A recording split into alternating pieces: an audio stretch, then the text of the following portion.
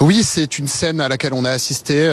C'était quelques centaines de mètres avant la rue Victor-Lagrange, point de chute de cette manifestation, alors que le cortège scandait des slogans comme « On est chez nous ».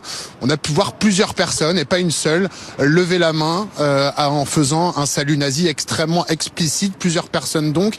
Et à ce moment-là, le service d'ordre est allé les voir. Comme nous n'avons pas entendu directement ce qu'ils leur disaient, mais comme pour leur demander d'arrêter, et c'est ce qu'on peut voir d'ailleurs sur ces vidéos. En fait, ces saluts nazis, ce ne sont pas la seule référence fasciste qu'on a pu observer pendant toute cette manifestation. C'est pour ça qu'on ne peut pas forcément parler d'un acte isolé, parce que depuis le début de la manifestation, on a pu voir plusieurs personnes avec des tatouages qui rappellent l'idéologie nazie, donc ces saluts nazis qui ont été filmés, et également une attitude extrêmement hostile à la presse tout au long de la manifestation. Certes, il n'y a pas eu de débordement, pas d'affrontement, mais l'ensemble de ce cortège a été émaillé de la présence de toutes ces personnes qui appartiennent à l'ultra-droite, qui appartiennent à des groupuscules néo-nazis, pétainistes, néo-fascistes également.